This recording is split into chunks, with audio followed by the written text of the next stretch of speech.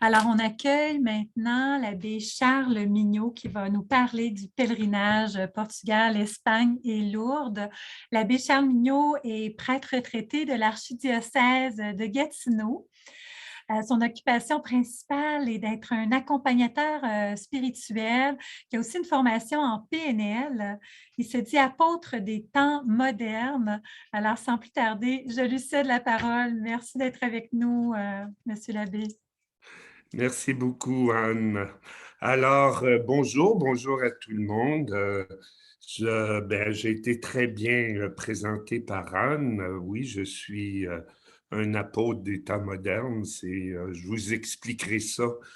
Pour moi, toute la signification de cette phrase-là durant le pèlerinage.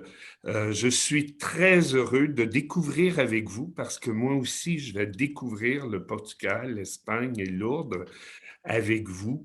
Mais mon expérience d'animateur spirituel me permet de vous dire déjà que on va prendre notre temps et qu'on va vraiment approfondir.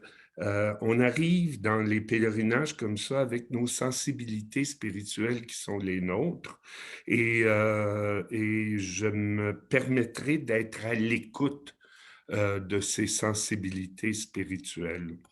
Alors, je trouve ça extraordinaire que des êtres humains prennent du temps dans leur vie pour aller approfondir leur spiritualité et se concentrer.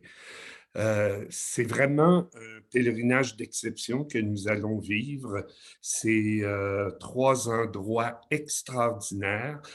Moi, personnellement, j'en entends parler depuis que je suis tout petit.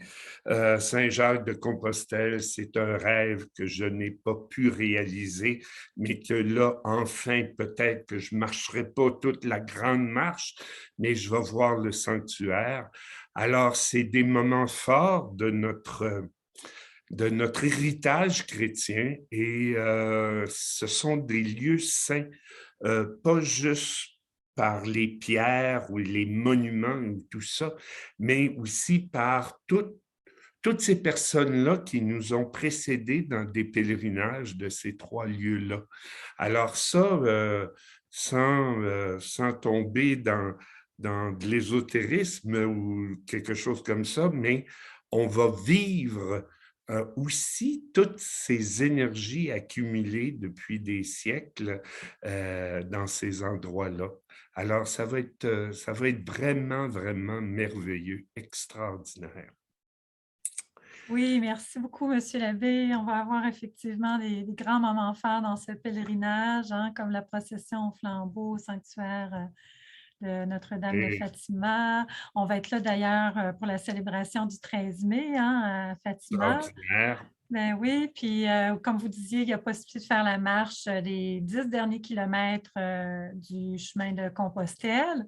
Il y a une belle croisière sur le Douro également, Mhm. dans le coin de Porto. La dégustation, bien sûr, aussi Et hein, du Porto, puis la visite des chais, et puis l'exploration hein, des plus beaux sites inscrits au patrimoine mondial de l'UNESCO en Espagne puis au Portugal, dans les lieux où on va passer. puis Alors, si j'ai le temps, si je peux me permettre aussi, ce que je trouve extraordinaire dans ce pèlerinage-là, c'est que nous avons le temps. Il y a des moments où vraiment on peut se retirer seul et prendre le temps de s'imprégner de ces énergies-là, de cette spiritualité-là. Alors ça, c'est pas tous les pèlerinages qui nous donnent cette occasion de prendre le temps. Merci Anne de penser à ça. merci à vous, Monsieur l'abbé.